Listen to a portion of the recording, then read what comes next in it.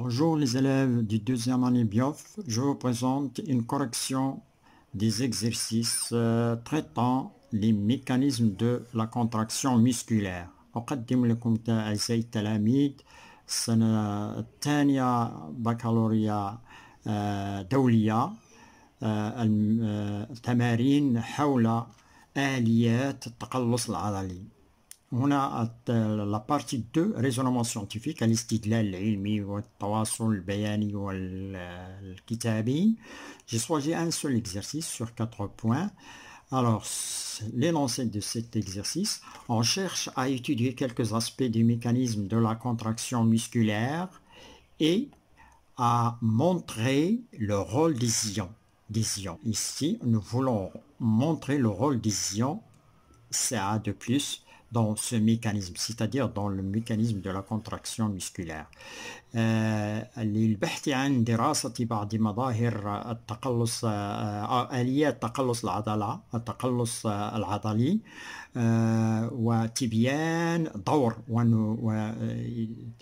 دور أيونات الكالسيوم في هذه الآلية.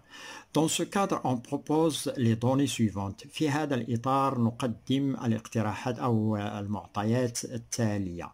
Premier, donnée 1. Des fibres musculaires striées sont isolées et cultivées dans un milieu physiologique contenant des ions calcium.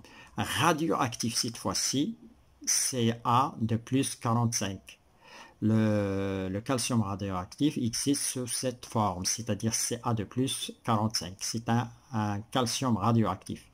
المعطى الأول هنا الألياف العضلية نعزل ألياف عضلية ونزرعها في وسط فيزيولوجي يحتوي على أيونات الكالسيوم النشاط الإشعاعي كالسيوم راديوأكتيف نشاط كالسيوم ذو نشاط إشعاعي أو إشعاعي النشاط كالسيوم إشعاعي النشاط Ca2+45. Puis ils sont répartis en deux lots 1 et 2 وبعد ذلك نجزئها إلى مجموعتين. المجموعة إلى مجموعتين، المجموعة الأولى والمجموعة الثانية. Deux lots ici. Puis ils sont séparés en deux lots 1 et 2. Les fibres du lot 1 sont fixées à l'état de relâchement. الألياف المجموعة الأولى مثبتة أو تم تثبيتها في حالة الارتخاء. Donc, ils sont fixés en état de relâchement, alors que les fibres du lot numéro 2 sont fixées à l'état de contraction. والألياف المجموعة الثانية تم تثبيتها في حالة التقلص. Par autoradiographie,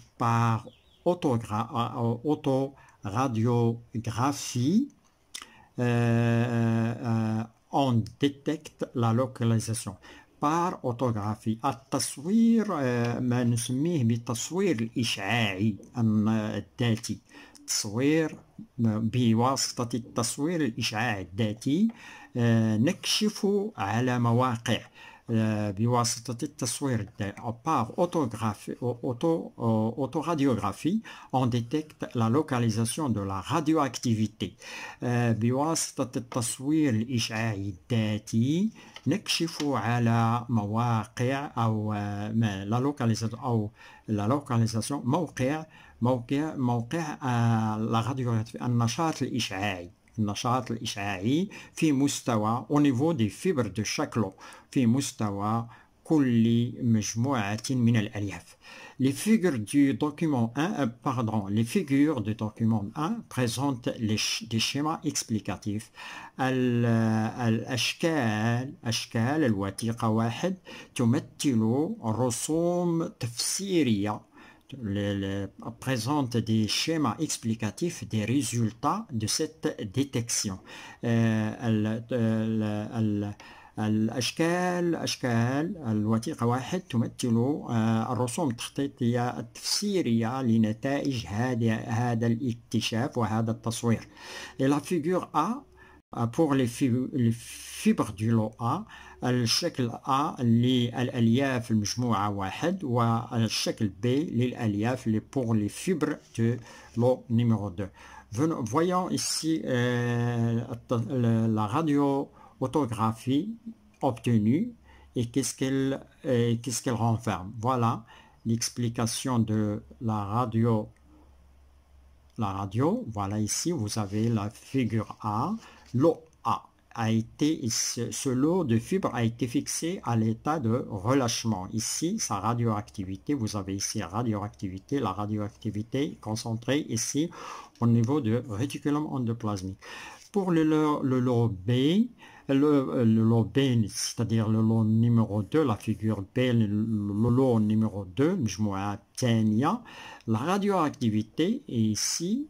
Elle est plus concentrée au niveau du sarcoplasme. Vous avez le réticulum endoplasmique ici, sarcoplasme ici. Voilà ici, relâchement, le relâchement.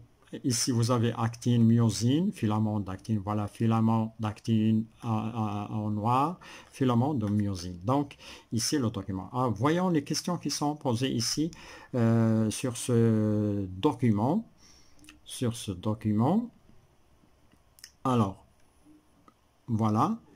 Comparer la répartition de la radioactivité dans les fibres du lot A, de lot 1 et 2. قارن بين توزيع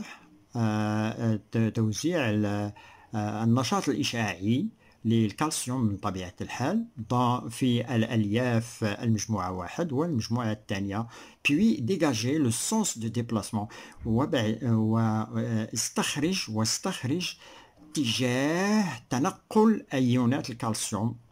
Alors, et dégager le sens de déplacement des ions de calcium lorsque la fibre musculaire passe de l'état de relâchement à l'état de contraction. بين استخرج اتجاه تنقل أيونات الكالسيوم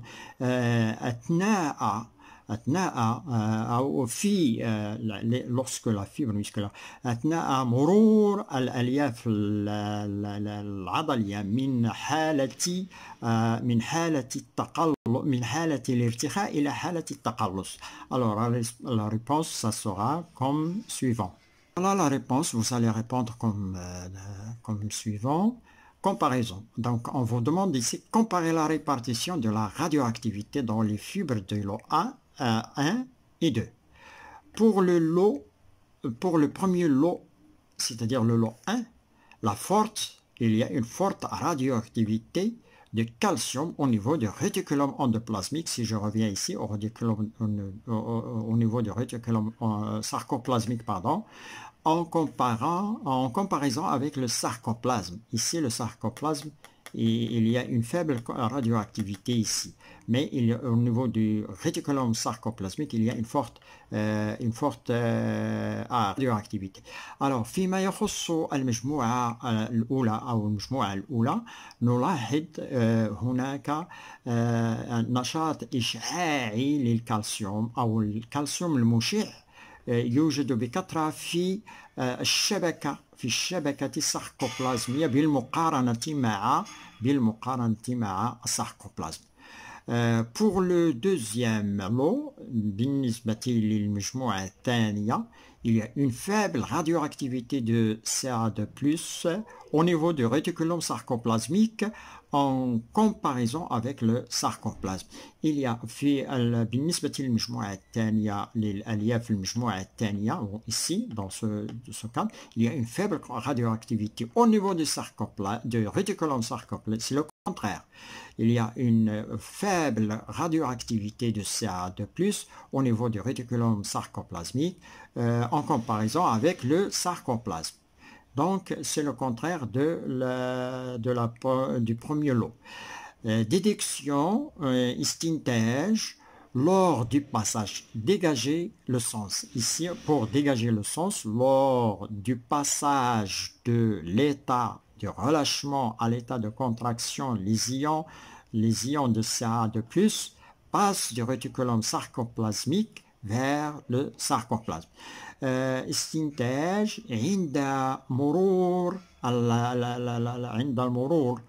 مرور الألياف من حالة الارتخاء إلى حالة التقلص تمر أيونات الكالسيوم من الشبكة الساركوبلازمية في اتجاه الساركوبلازme. On passe maintenant à la question suivante. Voilà la question suivante. Donnée numéro 2. L'étude biochimique et l'observation électronographique des myofilaments d'actine, ici myofilaments d'actine et de myosine dans 6 fibres musculaires en présence et en absence d'ions ou bien d'ions Ca2+, on permet de construire le modèle explicatif présent dans le document 2 suivant. Vous avez ici le document 2. Alors, l'étude biochimique, الدراسة المعطى الثاني les données 2. L'étude biochimique et l'observation électronographique.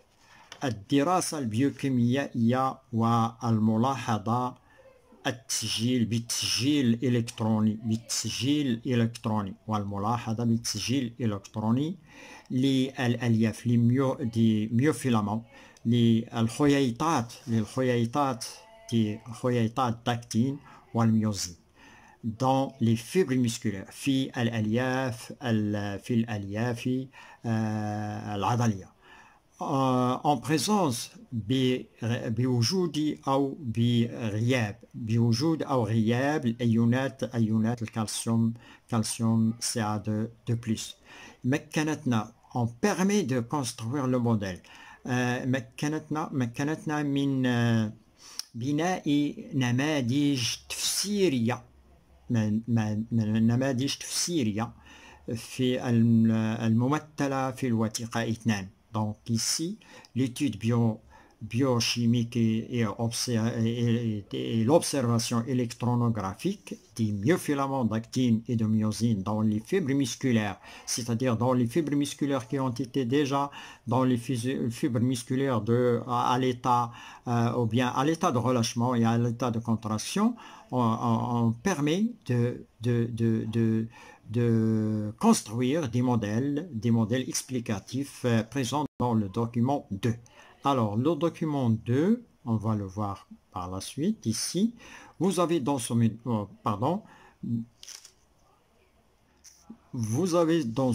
document 2, le voilà, document 2, vous avez deux parties. Une première partie, vous avez myosine avec les têtes de myosine.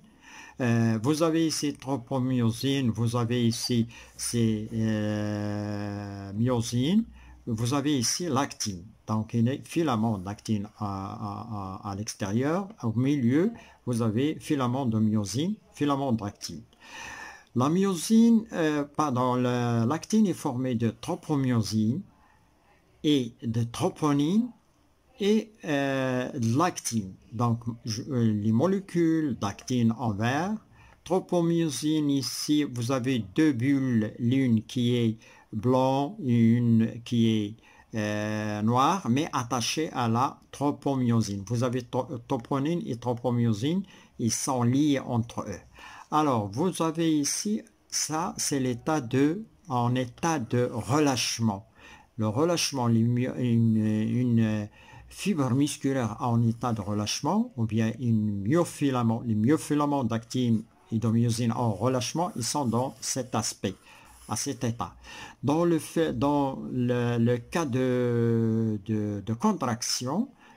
contraction, vous avez ici les têtes, libération du site de fixation de tête de myosine, تحرير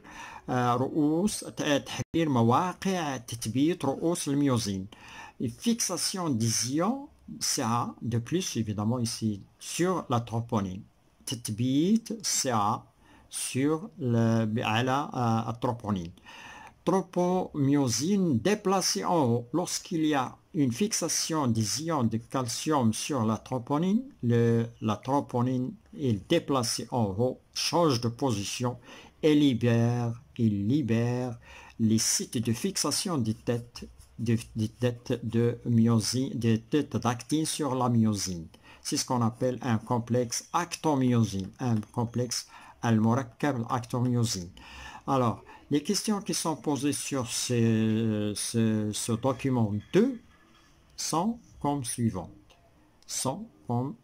Les questions sont comme suivantes. En vous basant sur le résultat précédent, dans le document présenté, en vous basant sur le résultat présenté dans le document 2, montrez comment interviennent les ions CA de plus dans la contraction de la fibre musculaire. باعتمادك على معطيات المبينة في الوثيقة 2 معطيات هذه المعطيات المبينة في الوثيقة 2 بين كيف تتدخل أيونات الكالسيوم في التقلص العضلي في تقلص ألياف عضلية. Voyons la réponse. Alors, voyons la réponse. La réponse ça sera comme suivante. La réponse, donc, mécanisme de l'intervention. Ici, on vous demande que montrer comment interviennent les ions K2+, dans la contraction de la fibre musculaire. Mécanisme de l'intervention des ions CA2+, dans la contraction de la fibre musculaire est le suivant. Voilà. Premièrement, la fixation des ions CA2+, sur la troponine, ici. Voilà, fixation. On a vu ici, fixation des ions, تثبيت أيونات الكالسيوم على التروبونين يؤدي إلى تحرير مواقع تثبيت رؤوس الميوزين على الأكتين suite au déplacement de la tropomyosine, ce qui entraîne la formation du complexe actomyosine. Donc, la fixation des ions CA2+, sur la troponine entraîne la libération des sites de fixation des têtes de myosine sur l'actine. La libération, ici, il y a le troponine se déplace en haut et libération des sites de fixation des têtes de myosine sur l'actine. Voilà, sur l'actine. Suite au déplacement, comment la troponine est déplacée en haut? Suite au déplacement de la tropomyosine, suite au déplacement de la tropomyosine en haut, ce qui entraîne la formation du complexe actomyosine. Voilà le complexe actomyosine. Lorsque la tropomyosine est déplacée en haut, suite à la fixation du calcium sur la troponine. Ensuite, on passe à la question numéro 2. Voilà comment le calcium intervient. Donnée 3. Alors, donnée 3, pour extraire l'énergie nécessaire à sa contraction, لاستخلاص الطاقة الضرورية لتقلص العضلي أو لتقلص الليف العضلي, la fibre musculaire hydrolyse de grandes quantités d'ATP. الليف العضلي يقوم بحلمة كمية كبيرة من الATP. La fibre musculaire hydrolyse une grande quantité d'ATP. Afin de déterminer certaines conditions nécessaires à l'hydrolyse de ces molécules, on présente les données expérimentales du document 3. Afin de déterminer لتحديد بعض الظروف الضرورية لحلمة هذه جزيئات حلمة جزيئات الATP, on présente les données. نعطيك أو نقدم لك معطيات تجريبية للوثيقة الثالثة. Donc, afin de déterminer certaines conditions nécessaires à l'hydrolyse de ces molécules, on présente les données expérimentales du document 3. Le document 3 est le suivant. Voilà, vous avez le document 3, vous avez composition du milieu, le document 3, vous avez les milieux, composition du milieu, الأوساط ومكونات أو تركيب الأوساط. Bon, le milieu 1, début de l'expérience, vous avez بداية التجربة, نهاية التجربة, début de l'expérience, fin de l'expérience. Milieu 1, filament de myosine. Qu'est-ce qu'on met dans le milieu 1? Filament de myosine plus filament d'actine plus ATP plus CA2+. Alors, lorsqu'il y a tous ces éléments au début de l'expérience, à la fin de l'expérience, complexe actomyosine plus CA2+, une grande quantité d'ADP et de PI. Qu'est-ce que ADP? ADP, c'est le résultat de l'hydrolyse de l'ATP. ATP hydrolysé donne ADP plus PI. Et ADP plus PI, phosphorylation, le contraire, donne l'ATP. Donc, vous avez ici une grande quantité d'ADP. Ça veut dire qu'il y a une grande quantité d'hydrolyse d'ATP. Dans le milieu de le filament d'actine plus ATP. Qu'est-ce qu'il manque? Il nous manque le filament de myosine. Filament d'actine plus ATP plus CA2+. Le résultat de l'expérience, on obtient filament d'actine plus ATP plus CA. Il n'y a pas d'hydrolyse d'ATP. Milieu 3, filament de myosine contraire, il manque l'actine plus ATP plus CA2. On change les filaments ici. Filament de myosine plus ATP plus CA2+, une faible quantité d'ATP et de PI. Les questions posées sur ce tableau sont comme suivantes. Alors, et le résultat en même temps. Je passe au résultat en même temps. Alors ici, en exploitant les données de document 3, expliquez la différence d'hydrolyse de l'ATP observée dans les différents milieux. Alors, باعتمادك على معطيات السابقة على معطيات الوثيقة 3 فسر الاختلاف الملاحظ في حلمة الATP في الأوساط المختلفة. اختلاف الملاحظ في حلمة الATP في الأوساط المختلفة. Alors, dans le milieu 1, l'hydrolyse de la grande quantité d'ATP dans le milieu 1 s'explique par la formation du complexe actomyosine. Il y a formation d'actomyosine. L'hydrolyse d'une faible quantité d'ATP dans le milieu 3 s'explique par l'absence du complexe actomyosine car son milieu ne contient que la myosine. Il n'y a pas d'actine. Absence d'actine dans ce milieu, donc pas de formation de complexe actomyosine, pas d'hydrolyse de l'ATP, c'est-à-dire pas d'énergie. En vous basant sur les données précédentes et sur vos connaissances résumées, l'enchaînement des événements conduisant à la contraction du muscle suite à une excitation. باعتمادك على المعطيات السابقة ومعارفك ألخص تتالي أو تسلسل أحداث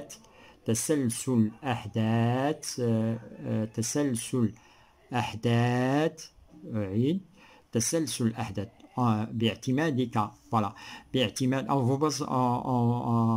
en vous basant sur les données précédentes باعتمادك على المعطيات السابقة وعلى معارفك لخص تتالي الأحداث أو تسلسل الأحداث التي تؤدي إلى تقلص العضلة بعد إهاجتها.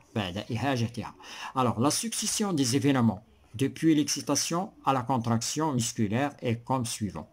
Premièrement, libération d'ions Cap2+ du réticulum sarcoplasmique au sarcoplasme suite à l'excitation du muscle. تحرير أيونات CA2+ من الشبكة الساركوبلازمية إلى الساركوبلازم بعد إهاجة العضلة. Deuxièmement, libération des sites de fixation des têtes de myosine. ثانيا, تحرير مواقع تثبيت رؤوس الميوزين. Troisièmement, formation des complexes actomyosine, تكوين المركب الأكتوميوزين. Quatrièmement, rotation des têtes de myosine vers le centre du sarcomère.